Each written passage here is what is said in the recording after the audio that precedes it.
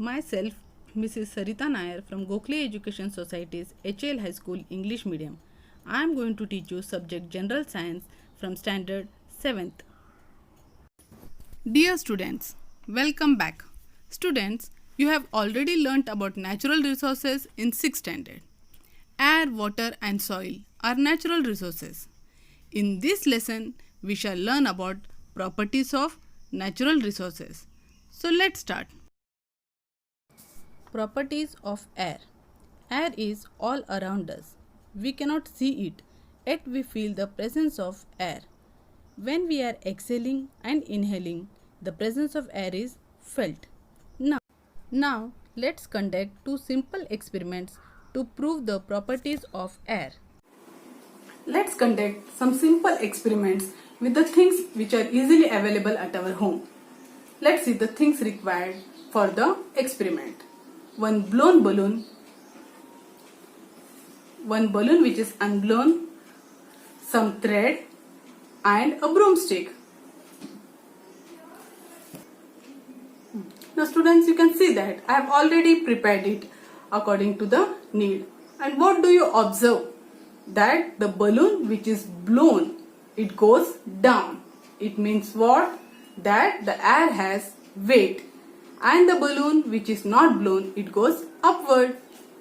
Got it? Understood? Number 2. Now the thing required for this experiment is only an injection syringe without the needle. Observe it carefully. See this syringe, it doesn't have any needle. Okay, pull its piston and observe it as you do so. The piston can be pulled out easily. The piston then remains in that position even if you let it go. Did you observe? See, you can see that it's at its position only. Now, close the inlet hole of the syringe tightly with your thumb. See, you can observe in this video that tightly with your thumb, that inlet part. Okay, pull the piston and let it go. Is the force required to pull out the piston more or less than before? The molecules of the gases in the air are in constant motion. When these molecules strike a body, they create pressure on that body. This is the pressure of air that we call atmospheric pressure.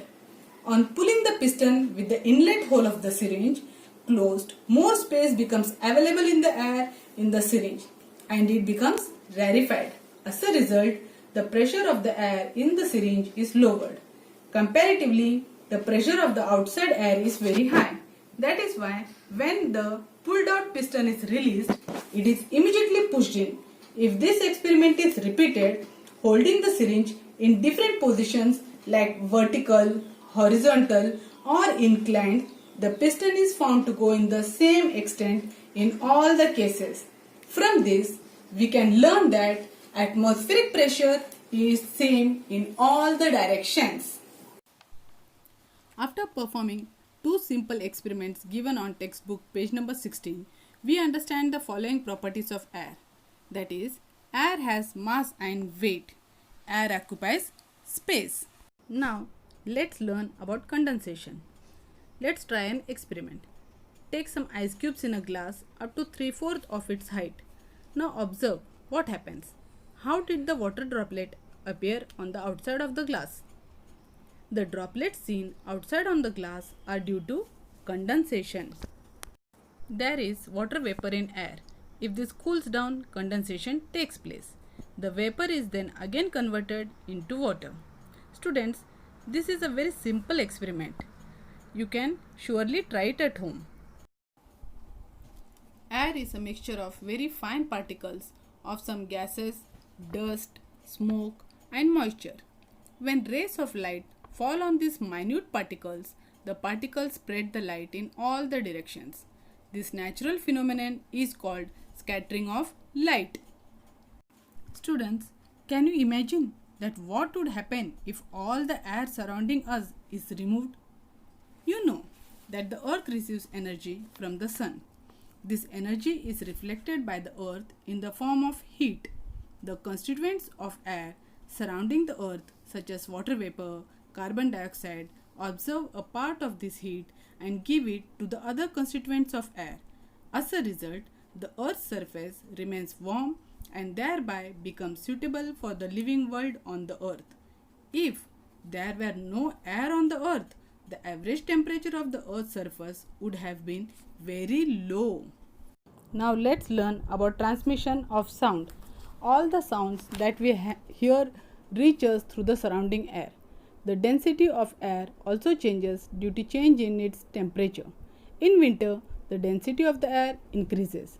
We can hear the whistle of a distant train clearly early in the morning in winter. Air is useful as a medium for the transmission of sound. So students, in this way we learnt about the properties of air. You can see the assignment given here. 3 questions are given. You have to solve it in your notebook properly. In the next video, we shall learn about properties of water. Thank you.